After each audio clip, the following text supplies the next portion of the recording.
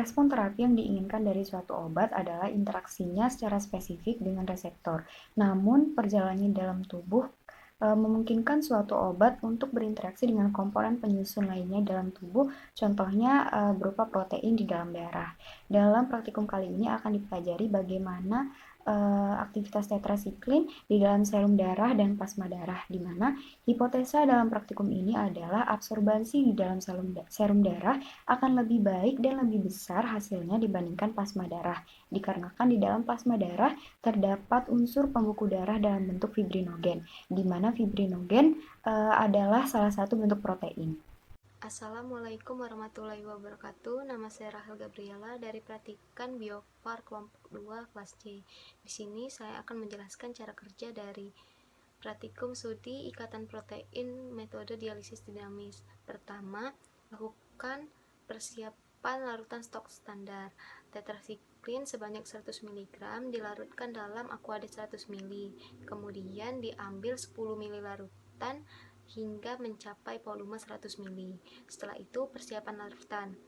Pipet larutan stok standar 0,2, 0,4, 0,6, 0,8, 1 dan 1,5 mili.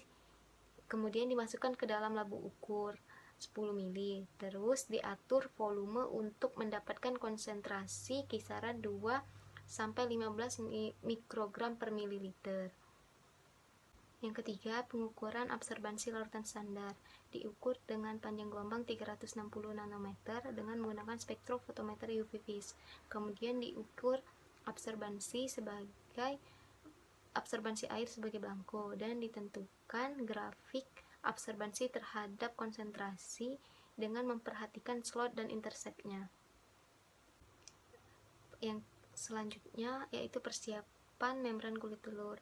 Rendam telur pada larutan HCl 0,5 N sampai cangkang kulit telur tersebut lunak. Kemudian dipisahkan membran dari telur tersebut dengan cara melubangi bagian atas telur dan dibuang isinya.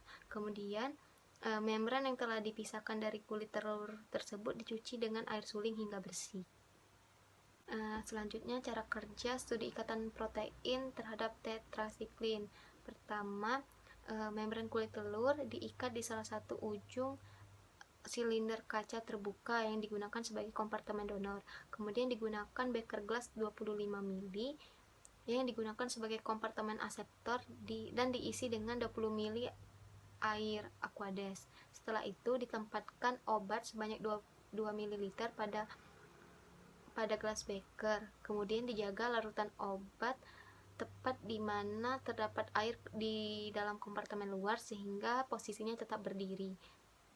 Kemudian diaduk menggunakan magnetic stirrer pada kompartemen aseptor dan dijaga suhunya tetap 35 derajat Celcius. Kemudian dipipet sebanyak 1 ml sampel dan diganti dengan 1 ml Aquadex pada interval waktu 5, 10, 15, 30, 60, dan 90 menit dan diukur absorbansinya dengan menggunakan spektrofotometer UV vis. Kemudian diulangi kembali percobaan tersebut dengan cara yang sama tetapi menggunakan 1 mili plasma darah dan dihitung persentase obat yang terlepas dengan metode dan waktu yang sama.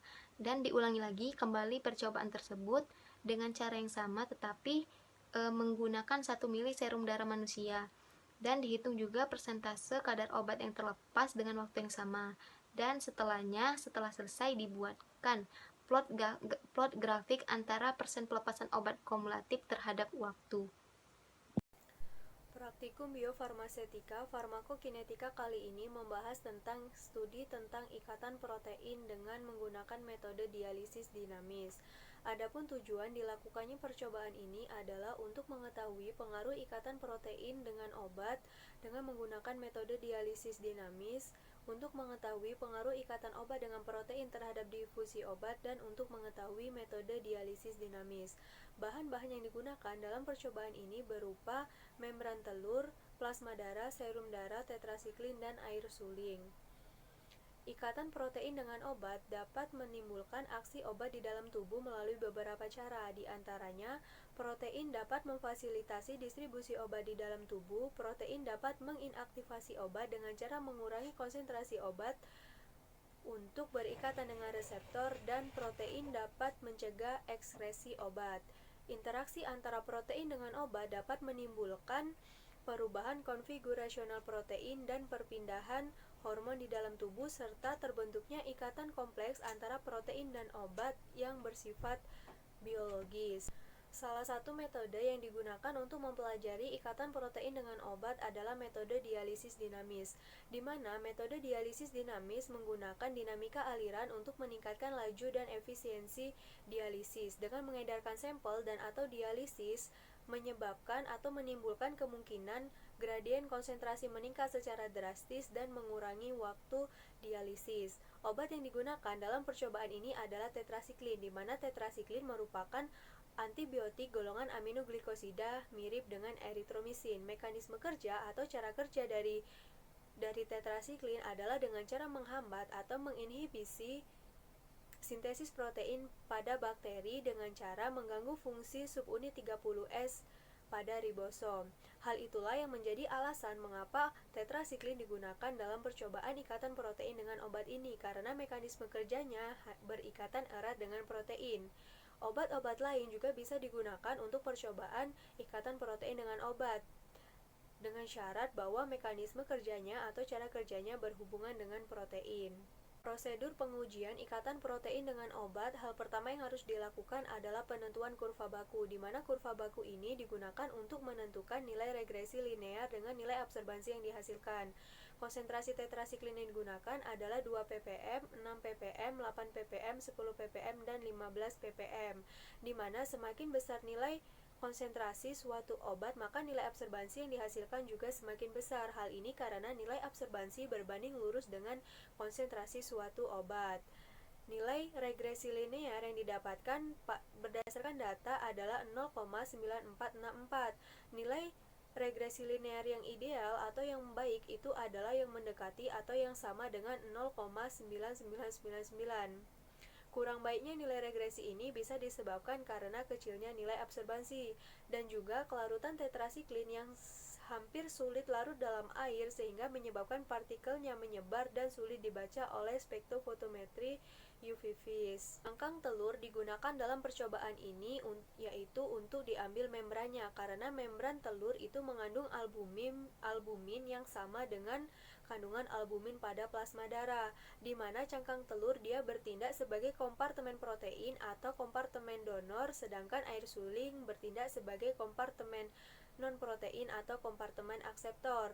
Protein yang dimaksud dalam membran telur itu adalah albumin, di mana kandungan albumin pada membran telur sama dengan kandungan albumin pada plasma darah, sehingga menggambarkan ikatan protein dengan plasma darah. Berdasarkan nilai regresi linear yang didapatkan inilah bahwa semakin kecil nilai regresi linear berdasarkan nilai absorbansi, maka kadar obat bebas atau obat yang tidak terikat juga semakin besar. Mengapa? Karena hanya fraksi obat yang tidak terikat atau fraksi obat yang bebas yang dapat dimetabolisme di dalam sel atau di dalam jaringan.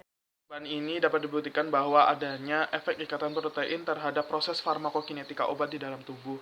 Hal ini dapat dibuktikan dari variasi jumlah obat yang berdifusi serta persen pelepasan dari setiap konsentrasi campuran serum darah dengan tetrasiklin. Tetrasiklin tertahan kuat oleh serum darah, akibatnya tetrasiklin tersebut sukar untuk menembus membran kulit telur.